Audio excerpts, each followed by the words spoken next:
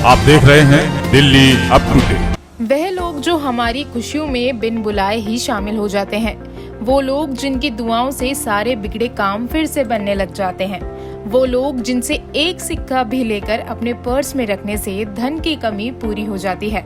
जी हाँ, हम बात कर रहे हैं भगवान द्वारा बनाए गए थर्ड जेंडर यानी किन्नरों की, जिनका नाम सुनते आज हमारे समाज के लोग मुंह फेर लेते हैं, जिन्हें आज हमारे समाज में किन्नर, हिंजड़ा, छक्का और ना जाने कौन कौन से नामों से बुलाया जाता है। साथ ही हमारे समाज में किन्नरों को बिल्कुल भी इज्जत नहीं दी जाती, जिसके चलते आज हम आपको किन्नरों के बारे में कुछ ऐसी बातें बताएंगे जिन बातों को आप न जाने कब से सुनना चाहते थे। तो चलिए बात करते हैं किन्नरों के अंतिम संस्कार से। किन्नरों के अंतिम संस्कार से पीछे कई सालों पुरानी परंपरा है। जब किन्नर मर जाते हैं तब उनका अंतिम संस्कार रात के घने अंधेरे में किया जाता है। ऐसा इसलिए ताकि किन्नरों का अंतिम संस्कार होते हुए कोई बाहर का व्यक्ति ना देख सके।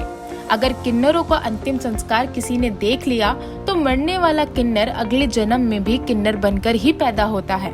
अगर किसी इंसान ने किन्नरों की शव यात्रा को छुपकर देख लिया तो उस इंसान के लिए भी ऐसा करना अच्छा नहीं होता।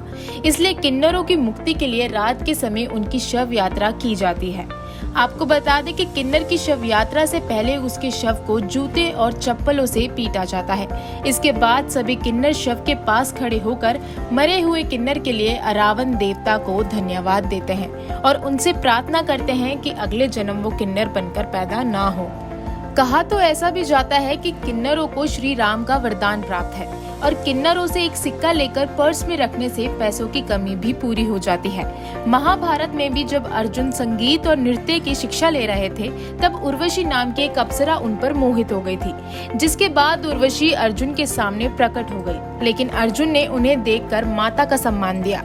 इससे क्रोधित होकर अप्सरा उर्वशी ने अर्जुन को 1 साल तक किन्नर बनने का श्राप दिया था। आपको बता दें किन्नर शादी भी करते हैं। आपको जानकर हैरानी होगी कि किन्नर किसी इंसान से नहीं बल्कि अपने अरावन देवता से शादी करते हैं और ये शादी किन्नरों की सिर्फ 1 दिन के लिए होती है, क्योंकि शादी के अगले ही दिन अरावन देवता की मौत हो जाती है और सारी किन्नर विधवा हो जाती है।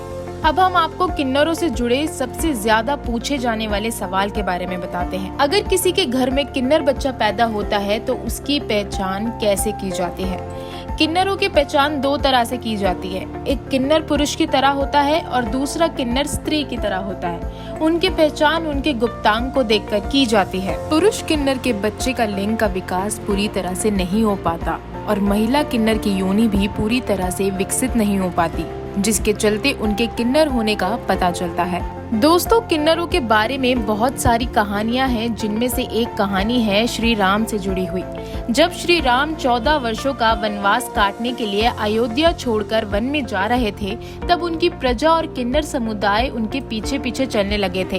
तब श्री राम ने सभी को अयोध्या वापस लौट जाने के लिए कहा, लेकिन जब श्री राम लंका पर विजय पाने के बाद वापस लौटे तो उन्होंने देखा कि किन्नर समुदाय 14 वर्षों से वहीं उनका इंतजार कर रहा है। उनकी ये भक्ति देखकर प्रभु श्री राम ने उनको वरदान देते हुए कहा था, तुम्हारी जुबान हमेशा सत्य होगी और तुम जिसे भी अपने दुखी मन से बद्दुआ दोगे उसका कभी भला नहीं होगा और तुम जिसे खुशी से दुआ दोगे उनका अच्छा ही होगा। वैसे तो किन्नरों का इतिहास बहुत पुराना है। किन्नरों को मुगलों के साम्राज्य में भी बहुत इज्जत दी जाती थी। उस समय किन्नरों को महिलाओं की सुरक्षा की जिम्मेदारी दी जाती थी। मुगल साम्राज्य का मानना था कि हर एक किन्नर में पुरुष जितना बल होता है। आपको जानकर हैरानी होगी कि किन्नरों का इतिहास 4000 सालों से भी पुराना है। किन्नरों का इतिहास इतना पुराना होने के बाद भी इन किन्नरों को पुरुष और महिलाओं जैसी बराबरी का दर्जा नहीं दिया जाता। आज किन्नरों की संख्या भारत में ही नहीं बल्कि पूरी दुनिया में बहुत तेजी से बढ़ रही है। आज पूरे भारत में 5 लाख से भी ज्यादा किन्नर है।